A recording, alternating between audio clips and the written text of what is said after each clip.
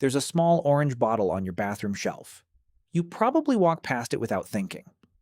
If what's inside runs out, you call a number, someone in a white coat reviews a file with your name on it, and within 24 hours the bottle is full again. The whole system hums along so quietly that it's almost invisible. You are the beneficiary of something enormous. A centuries-long infrastructure of diagnosis, medication, talk therapy, crisis lines, and legal protections, and it requires almost nothing from you except the occasional copay. Now, take all of that away. Not just the orange bottle, the doctor who prescribed it. The language to describe what's wrong. The cultural consensus that what's wrong is even a medical problem and not a sign of divine punishment, demonic possession, or moral failure. Strip all of that out and drop someone, your ancestor, your blood, into a world without those frameworks. A world of small bands of humans, 10 to 30 people, surviving on what they could kill or gather, where every member of the group had to contribute or the group suffered, where there was no hospital at the edge of the village, no safety net, no institution to send someone to, no word in any language for clinical depression. So what actually happened to the person who couldn't stop hearing voices, to the one who lay paralyzed by a terror no enemy had caused, to the one who laughed when nothing was funny and wept when nothing was wrong? What did the ancient world do with them? The answer is not what you probably think, and it changes the way you understand your own mind. Let's start with the most obvious assumption first, because it's almost certainly wrong. The first thing most people imagine is abandonment, the harsh math of survival. Someone who can't contribute gets left behind, and there's a version of ancient reality that seems to support this. The idea of prehistoric life as brutal, every man for himself, red in tooth and claw. But the bones don't tell that story. The bones tell the opposite story. At a site in Vietnam called Man Bac, archaeologists found the skeleton of a man, now referred to as Burial 9, who had been paralyzed from the waist down in adolescence. The physical evidence shows that he was immobilized in his lower body and had restricted upper body movement, a condition that would have required extensive care in every aspect of daily life. He wasn't left at the edge of a field. He wasn't abandoned in a cave.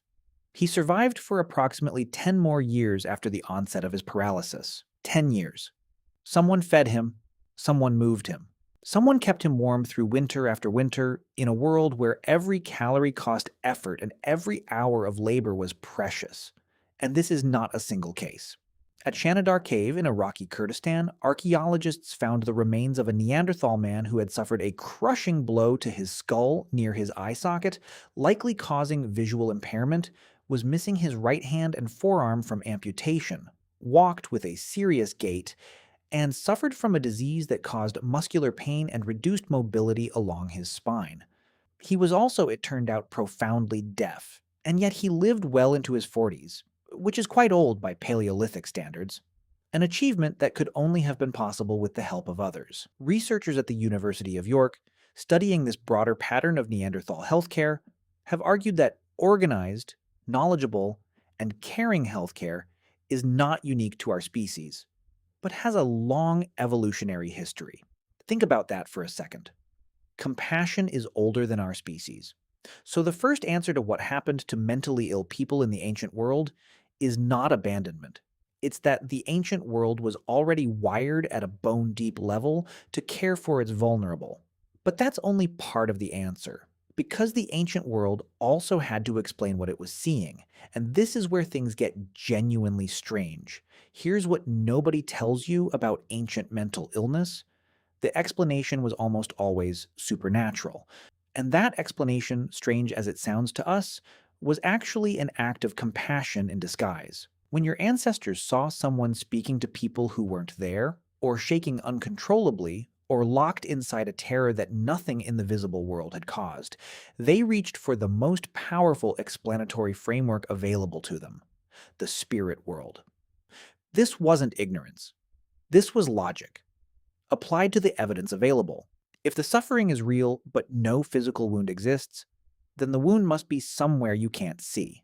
And if the wound is invisible, you need someone with the ability to see the invisible. Enter the shaman. Shamans served as bridge builders between the human and spirit realms. They possessed unique abilities to communicate with spirits and obtain healing for their community members, acting as counselors, healers, and even performers in ceremonial events. In 2012, Canadian evolutionary psychiatrist Dr. Joseph Polamini published a book called Shamans Among Us, postulating that people with schizophrenia are a modern manifestation of prehistoric tribal shamans. His argument is not that schizophrenia is mystical.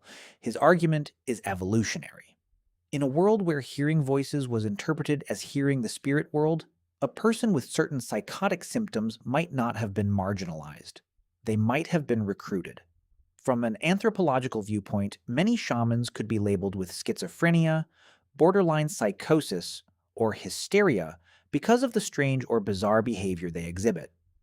But the shaman shows the ability to integrate their extraordinary experience back into their lives to help serve the community at large. In ancient communities, the person hearing voices might have been the most important person in the room, not despite their symptoms, because of them.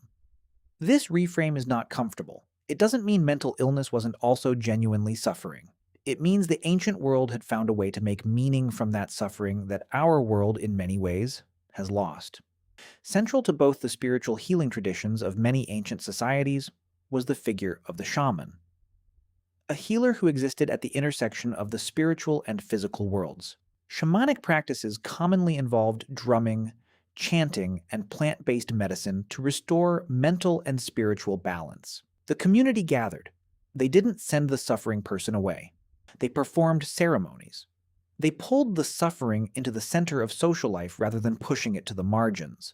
But the ancient world also did something that, once you understand it, is much harder to look away from. They drilled holes in people's heads. The history of treating mental illness dates as far back as 5000 BCE, with evidence of trephined skulls. The oldest known surgical procedure in human history. At one burial site in France alone, 40 of 120 prehistoric skulls showed evidence of the procedure. That's 1 in 3 people. This was not rare. This was not desperate last resort medicine. Between 5% and 10% of all Neolithic-era skulls found at certain sites have trepanation holes, some with multiple openings of various sizes, which suggests it was a relatively routine part of ancient medical practice. The logic, from inside their worldview, was perfect. If demons were trapped inside the skull causing the symptoms, chipping a hole in the bone would give the evil spirits an exit route. You can argue with the theology. You cannot argue with the commitment. Someone looked at a person in the grip of voices, visions, or seizures and said, "I am going to cut into your skull to help you." And then they did it. Carefully, deliberately, over and over, across thousands of years and nearly every continent on Earth. And here's the part that should stop you cold. Researchers studying skull collections from ancient Peru have documented survival rates that, in some samples, exceeded 80%. A figure that seems almost impossible without anesthesia or antibiotics. The most impressive results came during the Inca period between 1400 and 1500 CE, when 75 to 83% of examined skulls showed evidence of survival. For comparison, survival rates for the same category of skull surgery in ancient Peru often exceeded survival rates for the same procedure during the American Civil War, thousands of years afterward. They were not fumbling in the dark. Some skulls show 2, 3, even 5 separate trepanation sites at different stages of healing, meaning a single person underwent the procedure multiple times across their life and lived through each one. This is not barbarism. This is medicine, practiced by people who had developed, through centuries of trial and error, an understanding of what the skull could survive and how. They had no word for neurosurgery. They were doing it anyway. But wait, let's hold something uncomfortable here, because honest history demands it. Not everyone who received this surgery asked for it. Not every person who was different was elevated to the role of shaman. In ancient Mesopotamia, 2nd millennium BCE, writings referred to depression as a spiritual condition, being possessed by demons. And being depressed meant a condition often dealt with by beatings and starvation, supposed to drive the demons out. In ancient Greece, Adults with certain disabilities were often pushed into low-level work, begging, or the role of court jesters. The ancient world was not uniformly kind. It was a spectrum, running from profound compassion on one end to brutal exclusion on the other, and where a person landed on that spectrum depended enormously on what community they were born into, what their symptoms looked like, and whether their behavior could be interpreted as sacred rather than threatening. The person who heard voices and could perform ceremonies was a shaman. The person who heard voices and acted unpredictably and frightened their neighbors might receive a very different response. What separated them often was the community's ability to give the suffering a role. In classical Greece in the 5th century BCE, philosophers began teaching naturalism, the belief that laws of nature, not gods and demons, determine human fate. Alcmaeon believed the brain, not the heart, was the organ of thought and tracked ascending sensory nerves from the body to the brain, theorizing that mental illness resided within the brain. Hippocrates developed a theory of chemical imbalance based on 4 humors: black bile, yellow bile, phlegm, and blood. He called depression melancholia, too much black bile, and his thinking influenced the practice of medicine for 2,000 years. Today, the term melancholia is still in use, when mental illness became a medical problem instead of a spiritual one. It gained something and lost something at the same time. It gained the possibility of being treated without a hole being drilled in your head. It lost the possibility of being sacred. The mad person became a patient. That trade has echoes all the way to the small orange bottle on your bathroom shelf. So here's where we land, after all of that. Your ancestors came at the problem of mental illness with 4 different responses, depending on where and when they lived. They cared for the suffering within their communities because the bones tell us they already understood, before they had language for it, that a group abandons its vulnerable at its own peril. They explained the inexplicable with the only powerful framework they had, the spirit world. And inside that framework, they sometimes transformed suffering into status. They cut holes in skulls, and somehow a remarkable number of people lived. And sometimes they were cruel, exclusionary, and frightening in ways that don't get softened by historical distance. None of that is entirely foreign to you. You live in the most medically advanced civilization in human history, and the question of what a community owes its mentally ill members is still unsettled, still debated, still playing out in underfunded clinics and overcrowded emergency rooms and park benches where people sleep in the cold. The ancient world didn't solve this, but they stayed in the room with it in ways that should humble us.